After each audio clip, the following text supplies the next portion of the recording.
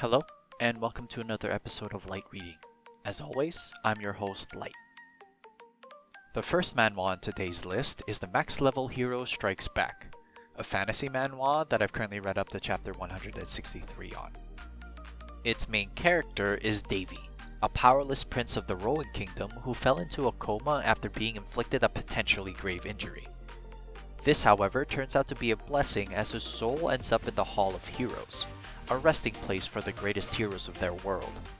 In this hall, Davy trains with the heroes for a period of 1,000 years, after which he wakes up in his original body and 6 years have passed since he fell into his coma.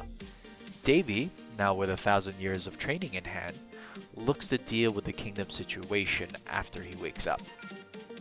The story is 7 out of 10. The initial act is one that gives the reader and Davy an opportunity to acclimate themselves with the state of the Rowan Kingdom. After this act, though, the story takes multiple routes as Davy expands his power and influence. The characters are 8 out of 10. Overall, the cast are strictly allies or enemies and not a lot in between. The most amusing, though, are the heroes Davy trained with. The way the world looks at them versus Davy's understanding of them after training with them for so long is a good time. The art is 8 out of 10. With a number of chapters already out, this manhwa has shown a multitude of different scenes with a vibrance of colors to represent the different aspects of the world and its powers. So if you're a fan of the fantasy genre and are okay with the main character that is already powerful but having to balance the realities of the situation he's waking up in, then give the Max Level Hero Strikes Back a go. Our next manhwa is House Mayton's Youngest, a reincarnation manhwa that I've read up to chapter 66 on. The main character of House Mayton's Youngest is Cha Sung-min, an author who wrote the book Swordmaster's Aid.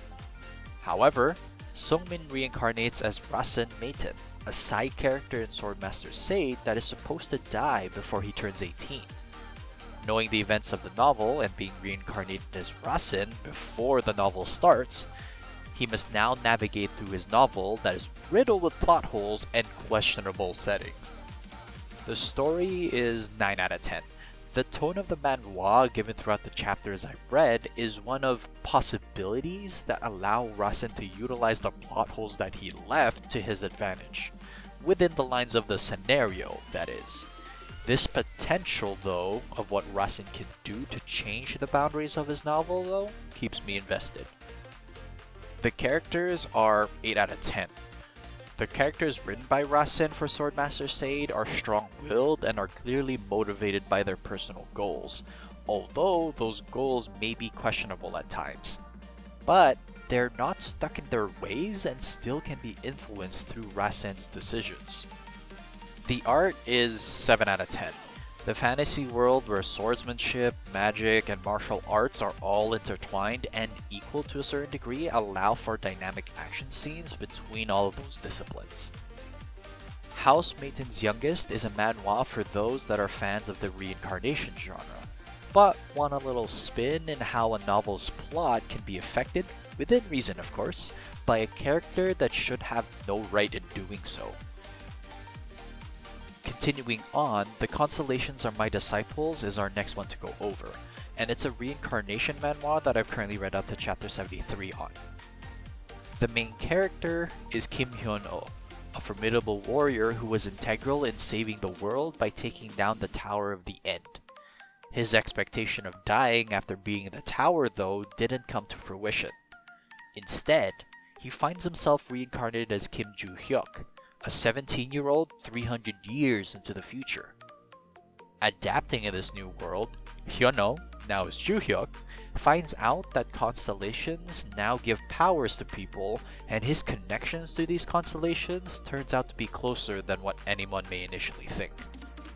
The story is 7 out of 10. Considering the title itself, Joo-hyuk's relationships with the people in constellations becomes an interesting one as he finds them.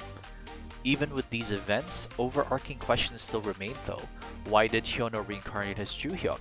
Why and how did his disciples become constellations? Why is the world seeming to be in a precarious position once again? And so the characters are 8 out of 10.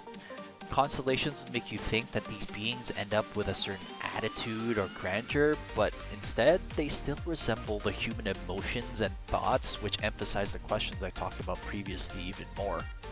The art is 7 out of 10. Joo-hyuk's overbearing potential from his previous life is brought forth in several satisfying scenes so far. So if you're a fan of the reincarnation genre and are okay with the main character having all of the tools necessary to become the most powerful person again, but with a touch of mystery, then check out the Constellations Are My Disciples. This next manhwa is Mightiest Melee Magician, a fantasy manhwa that I've currently read up to chapter 35 on.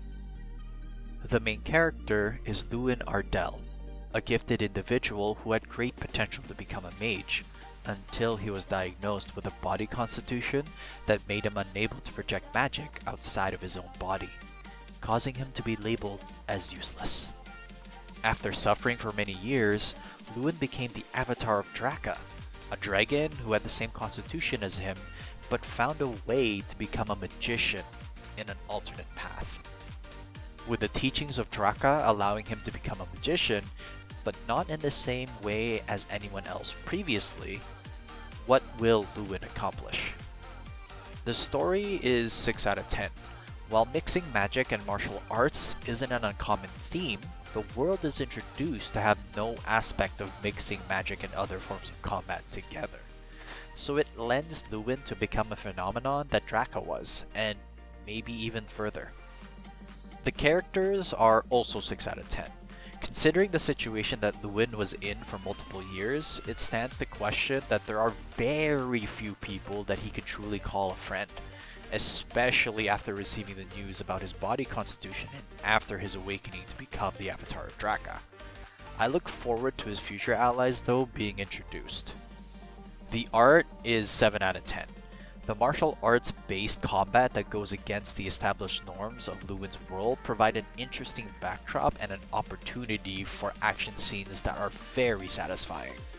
So if you're a fan of fantasy manhwas and are curious to see where a main character can go with an alternative path of being a magician, uncanny and rare as it may be, then Mightiest Melee Magician should be on your list. Our last manhwa for today is Reincarnation of the Swordmaster, a reincarnation manhwa, surprise surprise, that I've read up to chapter 22 on.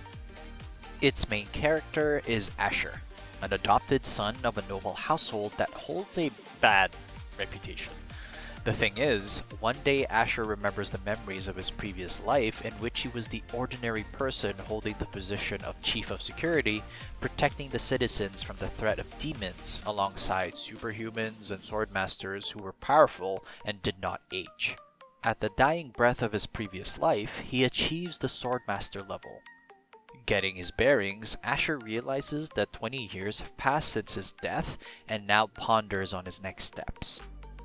The potential is 9 out of 10.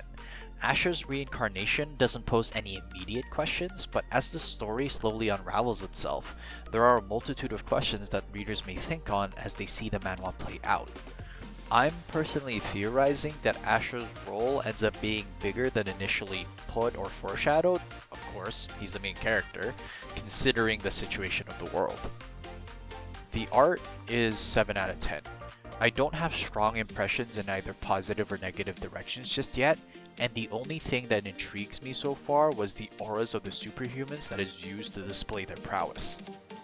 If you're a fan of reincarnation manhwas and would like to follow along a newly emerging story whose main character's role is not yet determined, then start reading Reincarnation of the Swordmaster. Thanks so much for watching. Please like and subscribe if you enjoy the content.